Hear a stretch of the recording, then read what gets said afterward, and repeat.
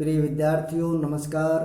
प्यारे बच्चों, आज की कक्षा में हम कवि फिराक गोरखपुरी जी द्वारा रचित रुबाइयाँ एवं गज़ल इन दोनों कविताओं के सार का और कवि के संक्षिप्त जीवन परिचय का अध्ययन करेंगे। आप सबने ध्यान से समझना है। तो सबसे पहले समझेंगे कवि का संक्षिप्त जीवन परिचय। फिराक गोरखपुरी जी का जन्म 28 अगस्त 1896 ईस्वी को उत्तर प्रदेश के गोरखपुर जिले में हुआ। इनका मूल नाम रघुपति सहाय फिराक था। इनकी शिक्षा रामकृष्ण की कहानियों से शुरुआत हुई। बाद की शिक्षा अरबी, फारसी और अंग्रेजी में ग्रहण की। 1917 में डिप्टी कलेक्टर के पद पर नियुक्त हुए, यानी डिप्टी कलेक्टर के पद पर चयनित हो गए।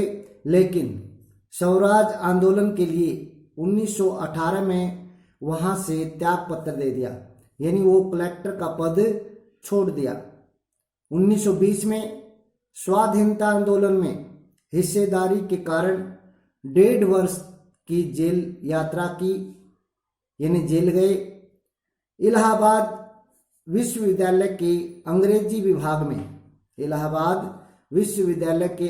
विभाग में इन्होंने अध्यापन का कार्य भी किया, यानी अध्यापक भी रहे।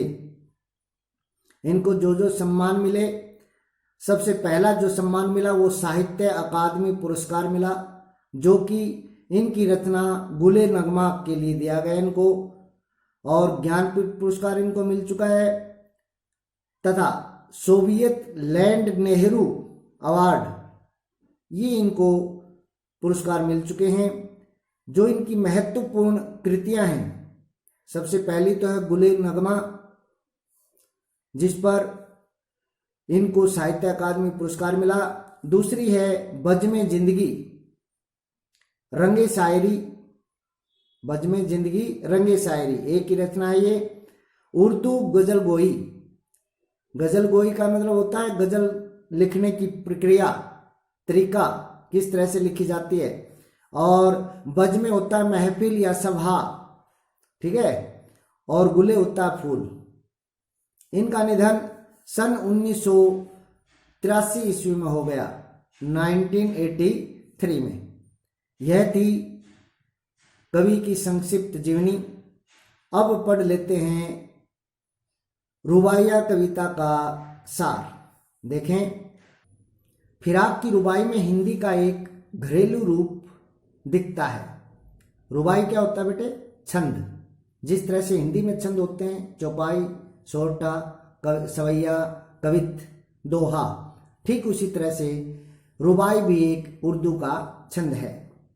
भाषा सहज है, यानी इस कविता की जो भाषा है वो बड़ी ही आसानी से समझ में आने वाली है, सहज है। और प्रसंग भी, और जो बात की जा रही है, जो प्रसंग चल रहा है, वह भी सूरदास के वात्सल्य वर्णन की सादगी की याद दिलाता है।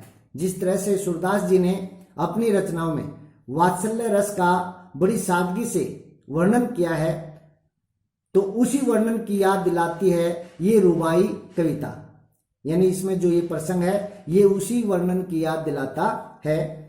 मुझे चांद चाहिए मैयारी, मैं चंद्र खिलौना ले हूं, जैसे बिंब। बिंब क्या होते हैं? मूर्त रूप। जब हम किसी चीज को मूर्त रूप दे देते हैं तो वह बिंब कहलाता है। जैसे बिंब आज भी उन बच्चों के लिए एक मन लुभावन खिलौना है, आज भी उन बच्चों के लिए एक मन को लुभाने वाला, अच्छा लगने वाला खिलौना है, जो वातानुकूलित कमरों में बंद नहीं रहते। जो कहां पर नहीं रहते? एयर कंडीशनर कमरों में नहीं रहते, बल्कि कहां सोते हैं? बल्कि छत पर चटाई बिछाकर सोते हैं। छत के ऊपर चटाई बिछा करके सोते हैं। तथा चंदा मामा के नदिया किनारे उतरने और कल्पित दूध भात खाने की कल्पना से निहाल हैं, यानी कल्पना से युक्त दूध भात खाने की कल्पना से निहाल हैं। निहाल मीन आनंदित हैं। मामा भी तो एक साक्षात खिलौना है। मामा भी तो क्या है? एक साक्षात खिलौना है। कौन सा मामा? चंदा मामा। बच्चों का चंदा मामा भी तो एक साक्षात खिलौना है। किन के लिए? बच्चों के लिए। खासकर किन बच्चों का? खासकर उन बच्चों का जिनके जीवन में महंगे खिलौने भले न हो, जिनके जीवन में महंगे महंगे खिलौने भले ना हो, पर लेकिन जो चंद्राभ माने चंद्र की कांति की तरह रिश्तों का मर्म समझते हैं। लेकिन चंद्राभ चंद्रमा की कांति की तरह, चंद्रमा की चमक की तरह जो रिश्ते हैं, उन रिश्तों का मर्म समझते हैं। कौन? बच्चे। एक कठिन दौर है यह, कहा कि एक बहुत मुश्किल समय है। कौन सा? आगे देखें। घर लौट बहुत रोए माँ बाप अकेले में, मिट्टी के खिलौने भी सस्ते न थे मेले में। कहा कि माँ बाप अपने बच्चे को क्या करते हैं? मेले में घुमाने के लिए ले जाते हैं, लेकिन वहां जाते हैं तो बच्चा मिट्टी के खिलौने लेने के लिए जिद करता है। माँ बाप के पास इतने पैसे नहीं थे कि वो मिट्टी के खिलौने दिलवा सके, क्योंकि मिट्टी के खिलौने महंगे थे। इसलिए बच्चे को बगैर मिट्टी के खिलौने के ही घर ले आते हैं, और जब घर आ जाते हैं तो एकांत में बैठ करके बहुत रोते हैं। क्या सोच करके?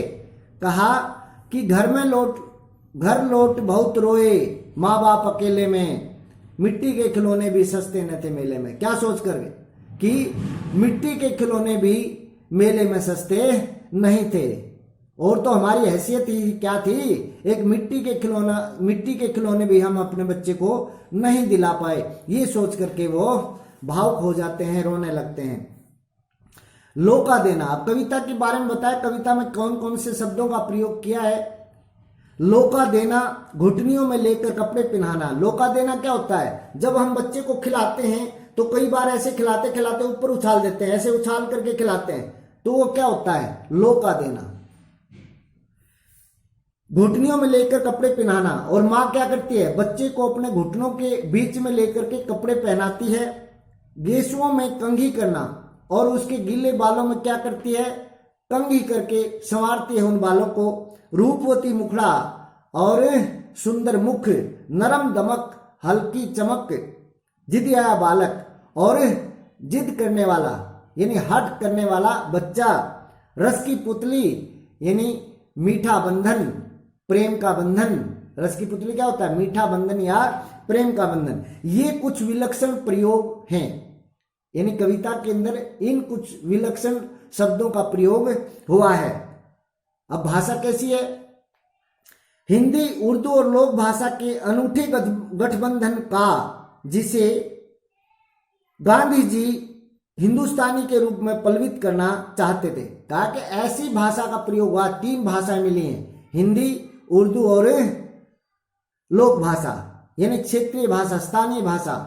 तीनों भाषाओं का मेल है, जिसे गांधी जी क्या चाहते थे? एक हिंदुस्तानी भाषा के रूप में चाहते थे कि भाई हिंदुस्तान की इसी तरह से मिश्रित भाषा बने। हिंदुस्तानी भाषा भी इसी तरह से मिश्रित भाषा बने। माँ हाथ में आईना देकर बच्चों को बहला रही है। माँ क्या कर रही है? बच्चे को हाथ में दर्पण दे देती है बच्चे के हाथ में, और उसको बहलाने की, फुसलाने की कोशिश करती है। देख आईने में चांद उतर आया है। क्या कहती है? देख आईने में चांद उतर आया है, यानी उस दर्पण के अंदर चंद्रमा की तस्वीर दिख रही है। ठीक है, फोटो दिख रहा है। तो बच्चे से कहती है, देख बेटा आईने में चांद उतर आया है, चांद की परछाई भी तो चांद ही है ना। क्या कहती है? चांद की जो परछाई ये भी तो चांद ही है ना। कल्पना की आंख का भला क्या मुकाबला। कहा कि कल्पना आदमी कोई भी कल्पना कर सकता है, तो माँ ने भी वैसी ही कल्पना की। दर्पण में चांद को दिखा करके, चांद की परछाई को दिखा करके कह दिया, देख आईने में चांद उतर आया है, और परछाई भी तो चांद ही होती है ना। उसके बाद देखें, रूपवती मुखड़े पे नरम दमक। किस बिंब का प्रयोग किया? रूपवती मुखड़े पे नरम दमक, यानी सुंदर मुख पर हल्की सी चमक लाने के लिए, सुंदर मुख पर हल्की सी चमक लाने के लिए छठे 6 मासे, यानी 6 माही में पर्व त्योहार पर ही सही, कहा कि किसी त्योहार पर, किसी उत्सव पर ही सही, कुछ नन्ही फरमाइशें, कुछ छोटी मोटी फरमाइश भी पूरी कर दी जाती हैं। बच्चे की कुछ छोटी मोटी फरमाइश भी छठे महीने, साल में या फिर किसी पर्व पर, त्योहार पर पूरी कर दी जाती हैं। दिवाली में चीनी मिट्टी के खिलौने, कहा कि दिवाली के त्योहार पर मिठाई की बजाय चीनी मिट्टी के खिलौने लाना। राखी में और रक्षाबंधन पर बिजली की तरह चमक रहे लच्छे। दिवाली के त्योहार पर तो मिठाई न ला करके चीनी मिट्टी से बने हुए खिलौने लेकर के आना, और रक्षाबंधन पर ऐसी राखी लाना जिसमें लच्छे जो होते हैं, राखी के जो लच्छे हैं वो बिजली की तरह चमक रहे हों। रक्षाबंधन एक मीठा बंधन है। कवि फिराक गोरखपुरी जी बताते हैं कि रक्षाबंधन का त्योहार एक मीठे बंधन का त्योहार है। कहने का भाव क्या है कि रक्षाबंधन भाई और बहन के प्रेम का त्योहार है, भाई और बहन के स्नेह का त्योहार है। रक्षाबंधन के कच्चे धागों पर बिजली के लच्छे हैं। रक्षाबंधन के कच्चे धागों पर किसके लच्छे हैं? बिजली के लच्छे हैं, अर्थात उस रक्षा के जो धागे हैं वो बिजली की तरह चमक रहे हैं।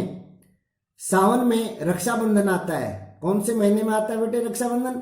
सावन के महीने में, या श्रावण भी कह सकते हैं। श्रावण के महीने में रक्षाबंधन आता है, और सावन का जो संबंध, यानी उस श्रावण का जो संबंध झीनी सी घटा से है, बादलों में छाई हुई हल्की सी घटा से है, और उस हल्की घटा का संबंध बिजली से है। ठीक वैसा ही संबंध, ठीक वैसा ही नाता भाई का बहन से है। जैसा संबंध सावन का आसमान में छाए हुए हल्के बादलों से संबंध है, हल्के बादलों की घटा से संबंध है, और उस हल्की घटा का, उस हल्की बादलों की घटा का किससे संबंध है? बिजली से संबंध है। ठीक वैसा ही संबंध, वैसा ही प्रेम का संबंध किससे है? भाई का बहन से है। तो यह था रुबाइयां, कविता का सार। अब गजल का सार और देख लेते हैं एक बार। पाठ में फिराक की एक गजल भी शामिल है। यहां पर फिराक गोरखपुरी जी की एक गजल भी शामिल की गई है।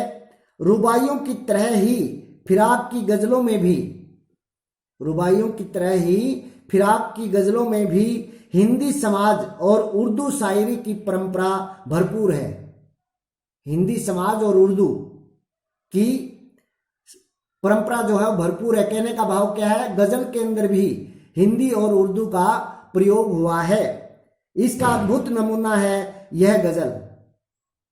इस चीज का, जहां गजल के अंदर हिंदी और उर्दू दोनों का प्रयोग किया गया हो, ऐसी गजल है ये, और ऐसी गजल का अद्भुत नमूना है।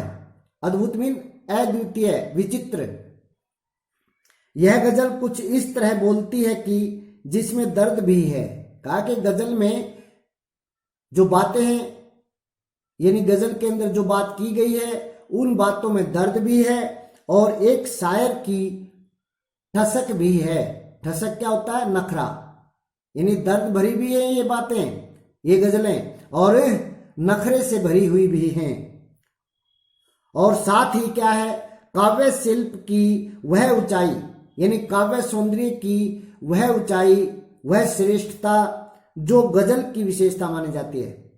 काव्य सौंदर्य की वह ऊंचाई जो एक गजल की विशेषता मानी जाती है, ये भी इस गजल के अंदर विद्यमान है। यानी वह विशेषता भी गजल के अंदर विद्यमान है। तो यह था छोटा सा सार गजल का। उम्मीद करता हूं आपको दोनों कविताओं का सार और कवि गोरखपुरी जी की संक्षिप्त जीवनी। समझ में आ गई होगी। आपने इसको ध्यानपूर्वक पढ़ना है, समझना है। धन्यवाद।